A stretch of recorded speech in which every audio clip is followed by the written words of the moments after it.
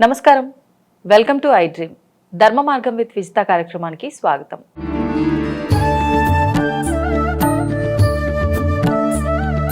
నమస్కారం గురుగారు. శ్రీమాత్రే నమః.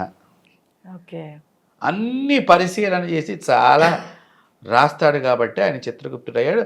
ఆ చిత్రగుప్తుడి యొక్క చిట్టా బట్టి మన కర్మకి ఈ దోషాలన్నీ సంప్రాప్తమవుతూ ఉంటాయి. ఈ దోషాన్ని పోగొట్టుకోవాలంటే పుణ్యం పెంచుకోవటమే పూజా ఫలితము. పుణ్యం పెరిగినప్పుడు, పుణ్యరాశి నీకు పెరిగినప్పుడు ఒక తక్కెట్లో పాపం పైకి వెళ్ళిపోతుంది, పుణ్యం బరువు పెరుగుతుంది. ఈ బరువు పెరిగినప్పుడు భగవంతుడు నువ్వు పుణ్యాన్ని పెంచుకున్నావు కాబట్టి నీకు అదే సమయంలో ఎవరో ఒకడు పరిచయం అయ్యి నీకు ఒక ఇంటర్వ్యూ ఇప్పించడం, ఉద్యోగంలోకి మళ్ళీ ఎంట్రీ అవ్వటం జరుగుతుంది. ఓకే, సో ఇది దోషం పోవటంలో ఉన్న అంతరార్థం. కాబట్టి నిరంతరం మనం పూజ చేస్తూనే ఉండాలి. రోజు ఒక 10 నిమిషాలు చేయండి. గంటలు గంటలు చేయమని మేమేం అడగట్లేదు. అంతే, ఒక 10 నిమిషాలు. నాయన నా చేత తప్పు చేయించద్దు, నా వల్ల ఎవరు ఇంకొకరికి మోసపోవద్దు, నా మంచిగా నా ఉద్యోగం నాకుండి నా కుటుంబాన్ని నేను కాపాడుకుంటే చాలు అని ఏదో ఒక రాముడిదో, కృష్ణుడిదో, దుర్గాదేవిదో, లలితాదేవిదో, విష్ణువుదో, నరసింహస్వామి, హనుమంతుడిదో నీకు ఇష్టమైనది ఒక అష్టోత్తరం చదువుకో, ఓ దీపారాధన చెయ్యి. సంకల్పం రాదు, వదిలేసే సంకల్పం నువ్వు చెప్పుకోలేవు. కూర్చుని దేవుడి ముందర అష్టోత్తరం చదువు. ఆయనకి తెలియదా నీ బాధ అంతా? అన్నీ చదువు. ఎక్కడదా గుళ్ళో అన్నదానం జరుగుతోంది, ఓ 10 రూపాయలు కట్టి వెళ్ళి, లేదు నీకే చెయ్యాలనిపించింది మీ ఆవిడని వంట చేయించి బయట పేదవాళ్ళకు అన్నప్రసాదం పెట్టు.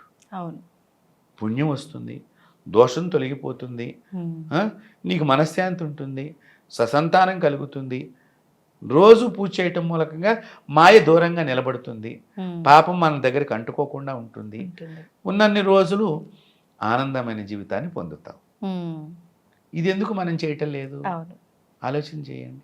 ఒక్క 10 నిమిషాలు భగవంతుడికి మనం సమయం రోజు కనుక కేటాయిస్తే, అయితే మేము కేటాయిస్తున్నామండి అయినా ఫలితం రావట్లేదండి. మీరు ఇందాకేమని అడిగారు? నిత్యం పూజ చేస్తే జాతకంలో దోషాలు పోతాయా? ఒకటి. భక్తి ఉంటే దోషం పోతుందా అనే భావంతో అడిగారు మీరు. అవును గురుగారు. ఈ భక్తి విశ్వాసంతో కూడుకున్నదై ఉండాలి. పరిపూర్ణమైన విశ్వాసంతో. భక్త ప్రహ్లాదుడికి విషయాన్ని, కాలకూట విషయాన్ని అందించినప్పుడు నారాయణుడు నాకు ఇస్తున్నాడు, దీని లోపల నారాయణుడు ఇచ్చిన ప్రసాదం మాత్రమే ఉన్నది, ఇది నాకు సంబంధం కాదు, నారాయణుడిది అనుకున్నాడు. ఫలితం ఎవరి దగ్గరికి వెళ్ళింది? నారాయణుడి దగ్గరికి వెళ్ళింది. సో కాపాడవలసింది ఎవరు ఇప్పుడు? ఆయనే. నాకు సంబంధం లేదు. అంతే. కాబట్టి నన్ను గెలిపించుకోవటం నీ బాధ్యత విష్ణువు. ఆయనే పరీక్షలు పరిస్థితుల్లో పెడుతున్నా. నేను నిన్ను నమ్మాను, నన్ను ఓడిగించుకుంటావో గెలిపించుకుంటావో నీది అని ఆయన మీద వేసి చూడండి ఒక్కసారి. మనం రోజు గెలుస్తూనే ఉంటాం ప్రహ్లాదుడిలాగా. రోజు మనది విజయమే, విజయబావుటానే మనది. కాబట్టి అలాంటి భక్తిగా మనలో ఉన్నప్పుడు తప్పకుండా మనకి ఫలితం లభిస్తుంది. కాకపోతే మనలో ఏంటంటే కొంచెం ఈ మనసు చంచలమైంది కాబట్టి ఇస్తాడంటావా, మళ్ళీ ఇచ్చేటప్పుడు కూడా అమ్మా పర్సులో 10 రూపాయలకి 5 అబ్బవద్దు, 20 రూపాయలు, అమ్మో ఇంకెక్కువే, ఈ రూపాయి తీసి మనం దానం ఒక్కసారి ఇస్తావు 10 రూపాయలు. రోజు నువ్వు వెళ్ళలేవుగా గుడికి, ఓ 10 రూపాయలు ప్రశాంతంగా ఇవ్వరాదు? అమ్మో 10 రూపాయలా? ఎందుకు ఇచ్చేది ఏదో ప్రశాంతంగా ఇవ్వు, ఆనందంగా ఇవ్వు. ఒక్కసారి వాడు వెంటనే అనుకుంటాడు, ఆహా తల్లి నీ దయవల్ల ఇవాళ భోజనం చేశానమ్మా అని చెప్పుకుంటాడు. సంతోషం. భగవంతుడి ఆరాధనలో ఉండటం మూలకంగా అనేక దోషాలు మనకు దూరం అవుతాయి. భగవత్ పూజ మీరు ఇందాక అన్నారు, భక్తి ఉంటే జాతకంలో ఉన్న దోషాలు తొలగిపోతాయా? తప్పకుండా తొలగిపోతాయి, ఎటువంటి సందేహం లేదు. ఎటువంటి దోషమైనా, ఎటువంటి దోషము అంటే ఒకటి బాగా గుర్తుపెట్టుకోండి, మీరు భగవంతుడిని ఆరాధన చేస్తున్నారు, మీకు పలానా దోషం మీ జాతకంలో ఉన్నది, ఆ సమయానికి ఒక గురువును చూపిస్తాడు ఆ దోషం పోగొట్టడానికి. అంటే మార్గం. ఇప్పుడు ఆ దోషం పోతుంది. మీ భక్తి అనేటువంటిది లేదనుకోండి, ఈ దోషం మీరు అనుభవించి తీరాలిగా. అవును. ఇప్పుడు రావణాసుడి మీద విజయానికి వెళ్లే ముందర, యుద్ధానికి వెళ్లే ముందర నేను గెలుస్తానా విజయం వరిస్తుందా అనేటువంటి సందిగ్ధంలో రాముడు ఉన్నాడు. కానీ రోజు సంధ్యావందనం మానలా, రోజు వారు గురువు గారు చెప్పిన మంత్రాలని జపం చేసుకున్నాడు. అప్పుడు అగస్త్యుల వారు వచ్చారు అక్కడికి. వచ్చి, నాయనా నువ్వేమి ఇబ్బంది పడాల్సిన అవసరం లేదు, నేను ఒక స్తోత్రం చెప్తాను, ఆ స్తోత్రాన్ని పారాయణం చెయ్యి ఇప్పుడు. తతో యుద్ధ పరిశ్రాంతం సమరే చింతయా స్థితం అని ఆదిత్య హృదయాన్ని చెప్పారు కదా. నీ యొక్క మూల పురుషుడు, నీ కులదేవత ఉన్నది కదా, నీ యొక్క వంశానికి సంబంధించిన ఆదిత్యుడిని నువ్వు ఆరాధన చెయ్యి ఇప్పుడు. ఆయనది కావాలి విజయం. నువ్వు ఆయన వంశంలో పుట్టిన వాడివి, ఆయన మళ్ళీ విజయాన్ని సాధించానని చెప్పుకోవాలి. నా ఇంటి పురుషుడిని నేను కాపాడుకున్నానని చెప్పుకోవాలి ఆయన కూడా. కాబట్టి ఆదిత్య హృదయాన్ని పారాయణం చేయనంగానే వెంటనే అందులో వారి కులానికి సంబంధించిన మూల పురుషుడు యొక్క ధ్యానం కదమ్మా. చెప్పంగానే వెంటనే వారు స్మరించారో లేదో వెంటనే విజయం ప్రాప్తమైంది రాముల వారికి. కాబట్టి ఇక్కడ మనం తెలుసుకోవాల్సింది ఏంటి, నువ్వు రోజు నిత్యం నువ్వు చేయవలసిన పూజ నువ్వు చేస్తూ ఉంటే నీ జాతకంలో ఉన్న కర్మదోషాన్ని పోగొట్టడానికి ఏదో సమయంలో భగవంతుడే నీ దగ్గరకు ఒక మనిషిని పంపిస్తారు. ఒకటి, పుణ్యం ఉన్నా దానికి అడ్డుపడేటువంటి మార్గాన్ని తీసివేయటానికి కూడా గురువుని పంపిస్తాడు. పుణ్యాన్ని కూడా అనుభవం తీసుకొస్తాడు, పాపాన్ని అనుభవంలో తీసుకొస్తాడు. ఈ భక్తి అనేది ఉంటే కనుక ఈ రెండింటిలో పుణ్యాన్ని అనుభవించడానికి, పాపాన్ని దూరం చేయటానికి గురువుని తప్పకుండా నీ దగ్గరికి భగవంతుడు పంపిస్తాడు. కాబట్టి భక్తి అనేటువంటిది తప్పనిసరిగా ఉండాలి. అది నిర్మలమైన భక్తి, పూర్తిగా దేవుడు నావాడు అనేటువంటి భక్తి భావన. చూడండి, సీతారామచంద్రస్వామి వారి యొక్క దేవాలయాన్ని నిర్మాణం చేసి ప్రభుత్వానికి ఎటువంటి నష్టం చెయ్యకపోయినా మాకేదో ఇవ్వాల్సిన డబ్బులు ఇవ్వలేదు, నువ్వేదో నీ సొంత ప్రయోగం చేసావని చెప్పి రామదాసుని ఖైదు చేసినప్పుడు ఆ రామదాసుకు పడేటువంటి బాధలన్నీ చూసినప్పుడు ఆ భక్తితో వీరభక్తి, ఇప్పుడు రామదాసులో వీరభక్తి వచ్చింది. ఏంటి, ఎవరబ్బా సొమ్మని కులుగుతున్నావు రామచంద్ర, చింతాకు పథకం చేయించాను, నేనేమన్నా పెట్టుకుని తిరుగుతున్నానా, నువ్వు ఈ సమయంలో నన్ను ఆదుకోకపోతే ఎట్లా, ఇంత కష్టంలో కూడా నువ్వు నన్ను ఆదుకోకపోతే ఎట్లాగా అని వీరభక్తి. వీరభక్తి అంటే ఏంటి, ఇంకా దేవుడి మీదనే నేను పెత్తనం చేసే అంత భక్తిలాగా వెళ్ళిపోయింది. ఇంకా ఒక రకంగా ఆ మాటలను అంతే కదా, మరి దేవుడిని నేనే నీకంటే పెద్దవాడు అన్నట్టుగా మాట్లాడిన మాటల్లాగా ఉన్నాయి కదా ఇవన్నీ. అప్పుడు ఏమైంది, ఆ దేవుడు వెంటనే వచ్చి ఆ తానీషా ముందర గుమ్మరించి ఆ కాసులన్నీ గుమ్మరించి విడిపించేసే అన్నట్టుగా సమాధానం చెప్పి ఆయన వెళ్ళిపోయాడా లేదా? అంటే ఏమిటి, ఇక్కడ నీలో భక్తి ఆ మాదిరిగా ఉండాలి. ప్రభువు యందు ఆ శ్రీరామచంద్రుడు కానివ్వండి, ఆ శ్రీకృష్ణ ప్రభువే కానివ్వండి, నారాయణ శివుడే కానివ్వండి, శివుడైతే ఉత్తి నీళ్ళకు లొంగిపోతాడమ్మా, ఆదిదేవుడే, అమ్మవారి చిటికెడు కుంకానికి లొంగిపోతుంది శ్రీమాతయే. కాబట్టి అంత 10 నిమిషాలు రోజు కేటాయించండి. మీ భక్తితోనే మీ జాతకంలో ఉన్న దోషాలు చాలా మటుకు భగవంతుడు తీసివేస్తాడు.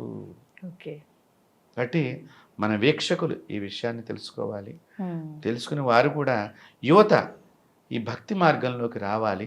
ఆనందమైన మార్గం ఎంచుకోవటంలో ఎంత వారు కావాలని కోరుకుంటున్నారో వారి యొక్క జీవితంలో వారి తదనంతరం కూడా మంచి జీవితాన్ని ఈ సమాజానికి అందించే క్రమంలో భగవంతుడి అవసరం ప్రతి ఒక్కరికి ఉన్నది. అవును గురుగారు, ఈ ఒక్క టాపిక్ కనుక చూడగలిగితే, అంటే ప్రతి ఒక్కరిలో అసలు ఎందుకు మాకే ఇన్ని ఇబ్బందులు, ఎందుకు మాకే ఇన్ని దోషాలు, అంటే ప్రతి ఒక్కరికి ఇలానే జరుగుతుందా, మాకే ఇలా జరుగుతుందా, అక్కడేదో పూజ అన్నారు, ఇక్కడేదో ఆరాధన అన్నారు, మరి ఇవన్నీ చేసుకున్నా కూడా మాకు ఫలితం లేదు అని అనుకునే వాళ్ళంతా ఈ వీడియో కనుక చూస్తే అందరికీ మంచి సమాధానం దొరికినట్టే. తప్పకుండా ఎవరి చేతుల్లో వాళ్ళకే కొంతవరకు పరిష్కారం దొరికే మార్గం మనం ఈ వీడియోలో ఈ వీడియో చూసిన తర్వాత అయినా ప్రతి ఒక్కరు 10 నిమిషాలు భగవద్ ధ్యానం చేయండి. తప్పకుండా భగవద్ ధ్యానం చేస్తే ఏదో ఒక రకంగా మీ కర్మలు తొలగిపోతాయి. ఎటువంటి నమ్మకం పెట్టి చెయ్యాలమ్మా. ఇప్పుడు మందు బిళ్ళ వేసుకునేటప్పుడు డాక్టర్ గారు చెప్పారు వేసుకున్నారు, రోగం తగ్గుతుంది, నమ్మకం ఉందా లేదా? అది కెమికల్ యాక్షన్, నీ పార్ట్ను కూడా దెబ్బతీస్తుంది. సైడ్ ఎఫెక్ట్స్ అంటున్నాము, అయినా కూడా వేసుకుంటే తగ్గుతుందని దానిలో వేసుకుంటున్నాము. రోగం వస్తుంది తాగద్దంటే తాగుతున్నాము, దానికి బానిస అయిపోతున్నాము. నిన్ను కాపాడి నీవు ఆనందంగా బతకాలనుకునే కోరుకునేటువంటి నీ ఇంటి ఇలవేలుపురి ఒక్క 10 నిమిషాలు స్మరణం చేయలేనటువంటి జీవితంలో మనిషి ప్రయాణం సాగుతోంది అంటే ఆలోచన చేయండి ఎంత ప్రమాద పంచుల్లో మనం ఉన్నాము. ఎందుకంటే చాలామంది ప్రతిదానికి సైంటిఫిక్గా ఉదాహరణలు అడుగుతున్నారు. నేటి యువత చాలామందికి సైంటిఫిక్ ఉదాహరణలు. ప్లాస్టిక్ వాడద్దు అని ఇప్పుడు మొదలెట్టారు. ముందర వాడించింది ఎవరండి చెప్పండి. ఇప్పుడు వాడించిన తర్వాత దొరక్కపోయేసరికి ఇబ్బంది అవుతుంది. మీరు బాగా గమనిస్తే ఒక వాటర్ దొంగతనంగా తీసుకెళ్తున్నాం మనం, మళ్ళీ అక్కడెక్కడో దొరికి మళ్ళీ అక్కడ పడేస్తున్నాం. ఇప్పుడు నీవే దొంగవి నీవే దొరవలాగా తయారైనావు అక్కడ. కరెక్ట్. నువ్వు దొంగతనం తీసుకెళ్తే నేను బయటికి వెళ్ళాను, నా దగ్గర టెక్నికల్ నువ్వు టాలెంట్ అంటే బాగా టాలెంట్ ఉందని మనమే పొగుడుతున్నాం. వద్దన్నది చేయటము నీవే, వద్దన్నది అంటించుకుంటాము నీవే. వేదాలు ఋషులు ఇవన్నీ తెలియకనా మనకు అందించండి. వాళ్ళు ఎందుకు మట్టి పాత్ర, మీరు వ్రతాలు చేసేటప్పుడు చూడండి, తుదకు మట్టి కలసమైనా పర్వాలేదు. ఎందుకు మట్టి పాత్ర చెప్పారు? వాళ్ళకి తెలియదు ఆ ప్లాస్టిక్ వాడాలని చెప్పి. ప్రపంచానికి ఏవైతే ఇబ్బందికరం కాని ఉన్నాయో అవే మన ఋషులు మనల్ని పాటించమని చెప్పారు. ఇప్పుడు ఏదో కొత్తగా పరాయి దేశం నుంచి వచ్చిన వాడు మీరు ఇంకా ఏమిటో అవే వాడుతున్నారు అని మనకు అనగానే వాటిని వదిలేసి వీటిని పట్టుకుని రకరకాలైనటువంటి క్యాన్సర్ వ్యాధులకు మనం గురవుతూ అయినా కూడా మర్చిపోయి దాన్ని వాడటం అనేది మనం వదలకుండా అయిపోయామంటే ఆలోచన చెయ్యండి. ఒక ప్లాస్టిక్కే కాదు, చెట్లను కొట్టేస్తున్నాం. తర్వాత ఏ చెట్లు పెట్టాలి అవి పెట్టట్లేదు, క్రోటన్ చెట్లు పెడుతున్నాము. చాలా చోట్ల మీకు పెద్ద పెద్ద విల్లాస్ అని చెప్పి పేరు చెప్పుకునేటువంటి గేటెడ్ కమ్యూనిటీ అని చెప్పే వాటిల్లో ఎక్కడా కూడా ఒక బెలవ చెట్టు ఉండదు, ఒక కొబ్బరి చెట్టు ఉండదు, ఒక నిమ్మకాయ చెట్టు ఉండదు, ఒక వేప చెట్టు ఉండదు, ఒక రావి చెట్టు ఉండదు. పిచ్చి పిచ్చి క్రోటన్ మొక్కలన్నీ ఉంటాయి. దానివల్ల ఉపయోగం చాలా తక్కువ. ఆక్సిజన్ని ఇచ్చేటువంటి చెట్లు మనం దగ్గర పెట్టుకుంటే ఆ ప్రదేశం అంతా కాలుష్యరహితమైనటువంటి ప్రదేశంగా అయ్యి చక్కని ఆక్సిజన్తో మనం ఆరోగ్యంగా మెదగలుగుతాం. ఇప్పుడు మళ్ళీ ఆ చెట్లు పెంచుకోండి, ఆ చెట్లు ఆకులు తినండి అంటే మళ్ళీ తినడానికి మనం చెట్టును దూరం చేసుకుంది, పుట్టని దూరం చేసుకుంది. అందుకనే హిందూ పూజల్లో రాయికి పూజ ఉన్నది, పుట్టకు పూజ ఉన్నది, నదికి పూజ ఉన్నది, చెట్టుకు పూజ ఉన్నది, ప్రతి జీవికి పూజ ఉన్నది, చివరికి నిన్ను కన్న తల్లిదండ్రులకు కూడా పూజ ఉన్నది. దేవుడితో పాటు సమానంగా అందరికీ పూజించే విధానం. పూజ అంటే ఎదుట వాళ్ళని గౌరవించటం, ఎదుట వాళ్ళని ప్రేమించటం, ఎదుట వాళ్ళని నా వాళ్ళు అనుకోవటం, ఇవన్నీ పూజలో నేర్పే విధానం. తద్వారా ప్రకృతి సమతుల్యం అప్పట్లో అన్నీ ఉండి 4 గింజలు తెచ్చుకున్నా గంజి తాగిన ఆ రోజుల్లో మన వాళ్ళు ఆనందంగా తృప్తికరమైన జీవితాన్ని పొందారు. నెలకి 2 లక్షలు వస్తున్నా మనసు ఆవేదనతో ఉంటుంది నేటి యువత యొక్క జీవన విధానం. కాబట్టి మీరు అడిగిన ప్రశ్న, భక్తి ఉంటే జాతకంలో దోషాలు పోతాయి అంటే తప్పకుండా పోతాయి. విధి విధానంగా మనం పాటించి తీరాలి. చాలా చక్కని ప్రశ్న అడిగినందుకు మీకు అనేక అమ్మవారి ఆశీస్సులు.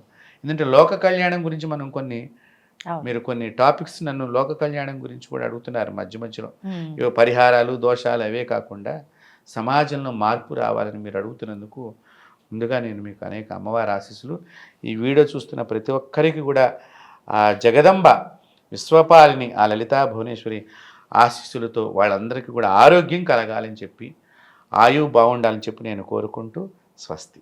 ధన్యవాదాలు గురుగారు. నా తరపున మన ప్రేక్షకులందరి తరపున కూడా అంటే ప్రతిసారి మనం పరిహారాలు ఇవే చెప్పుకుంటూ పోతున్నాము, కానీ పరిహారాలు చేస్తే మాకు ఫలితం లేదు, అసలు ఎందుకండి మీరు చెప్పేది, ఉపయోగం ఏముంది అనే ఒక ప్రశ్న వాళ్ళలో తలెత్తకుండా ఉండాలంటే మనం అప్పుడప్పుడు ఇలాంటి విషయాలు కూడా వాళ్ళకి తెలియజేయాలన్న ఉద్దేశంతో నేను ఈ ప్రశ్న తీసుకోవడం జరిగింది. అదేవిధంగా మీరు కూడా చాలా చక్కటి సమాధానాలు అందరికీ అర్థమయ్యే విధంగా, అందరికీ ఉపయోగపడే విధంగా సమాధానం ఇచ్చారు.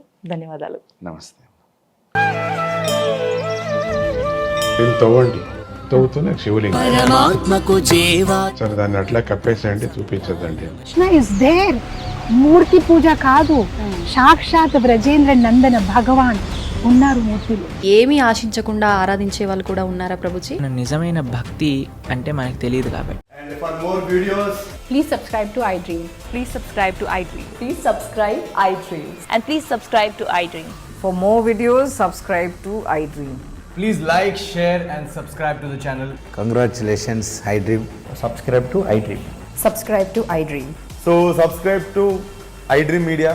iDream ki iDream team అందరికి huge congratulations. Please subscribe iDream Media. Please subscribe to iDream. Subscribe iDream. Please subscribe to iDream. iDream అంటే నా కళల ఛానల్ సబ్స్క్రైబ్ చేసుకున్నారు, నోరు తిరుగుతలేదు. మీరైతే గంట గుర్తు కొట్టండి. For more such videos, please subscribe to iDream. Subscribe to iDream. Please subscribe to iDream. Please subscribe iDream Media. Please do subscribe to iDream. Please subscribe to iDream Media. For best entertainment and information, please subscribe iDream. And don't forget to subscribe to iDream.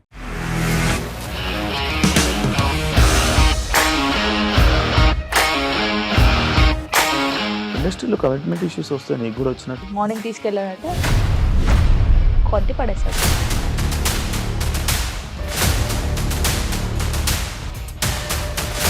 ఒక్కళ్ళు కూడా చూడలేదు ఈ cinema అని చెప్పడానికి కూడా చాలా ధైర్యం కావాలి. అది నిజం కదా, దాంట్లో ధైర్యం ఏంటి ఇది? నెక్స్ట్ డే ప్లేట్ మార్చేస్తే తప్పు కదా. As of now we are comfortable this అని నేను అనుకుంటున్నాను. రష్మిక గారిది మీది ఒకే ఊరు అంటే కదా.